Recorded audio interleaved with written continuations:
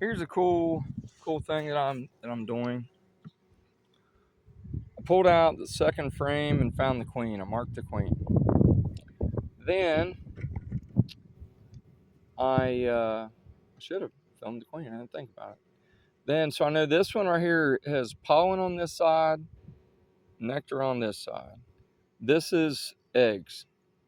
But right here is a divider. Last week when I was here, they were not doing so great. I couldn't tell what was going on. They weren't that big. So I made a divider out of recycled materials. This helped them to stay warm and gives them less room to work.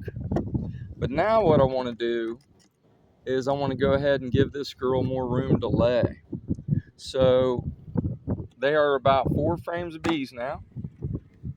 So what I'm looking for, even if I have a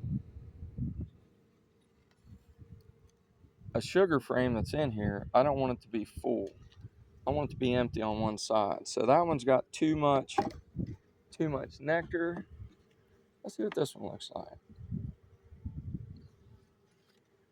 That one's all right. It's got a little tiny bit of pollen. It's got some drone brood in the center and a little bit of stores there.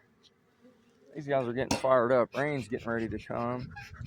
If you learn to listen to your bees and listen to their sounds change, you'll learn a lot. So that's pollen and nectar. That's one I want to keep. And here's the great thing that I get to do is I'll go over to my truck. Maybe you can go right here. There's one. Look at that. Empty comb. I write on this EFC, empty full comb. So what you do with this now, I watched her on the frame. She was walking around on a frame that had nectar in some and brood in the rest. She was looking for somewhere to lay. If you pay attention to your queen, she will show you what's going on. A hive like that, you can put in a frame like this. It just has a little bit of honey up here and then a whole bunch of empty here. Let's see what we got in the back. Or you can go ahead and give them a empty full comb. See that? Ooh, this one even has a little bit of pollen in it. If you can, yeah, you can see the pollen. Right there, you see it. That's just a bonus. So, want to make sure you have food on the outside. Some hives, this is the middle of March. Some hives are going to eat the sugar later in the year, some aren't. So what I'm also going to do is I'm going to put on this empty, and I'm going to put on a 315. Empty 315. The reason I do that is when I come back, I'm going to be able to tell if she's expanding the brood nest and growing into those new frames. This one here has some room. Oopsie, get it in here. I don't want to kill my bees. This has a little bit of resources. See the honey, and then a lot of empty space. So that's really 3 spaces that I've given her. 2 3/4 really. Slide that one in there. And then this next one, I probably want to go ahead and give them more resources. So this one has more honey and still some empties. The reason I'm doing it that way, I don't want to over resource them because I want to gotta hurry up. They're getting ready to get excited. That baby ain't going down. You can tell their humming got a little bit more hurried. You learn to listen to bees. Bees tell you what they're thinking. Now, what else can I do here? I have my sugar. Brood nest is through this area here.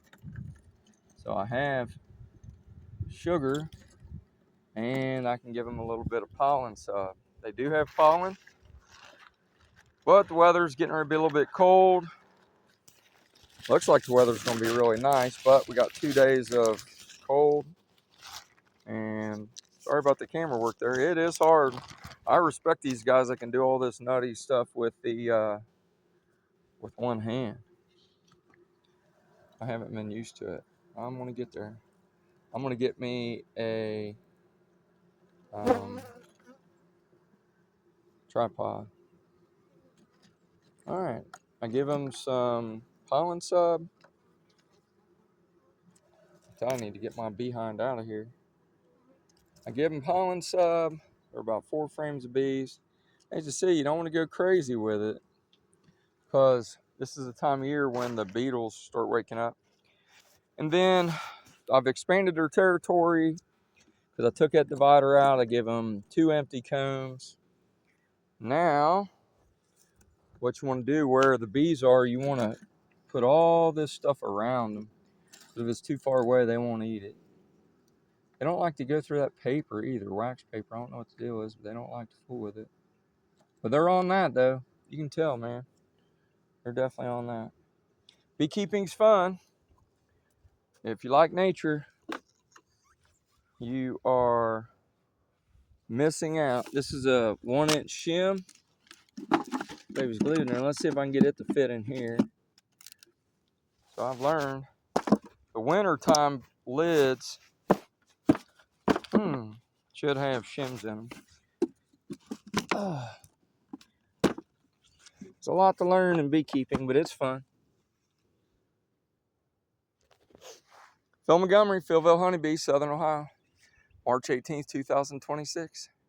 I wonder if my kids or grandkids someday will see this and say, wow, Grandpa's a nerd or Grandpa's cool. I'm not sure which one. They got to see me with a beard and normally don't wear a beard. Be blessed.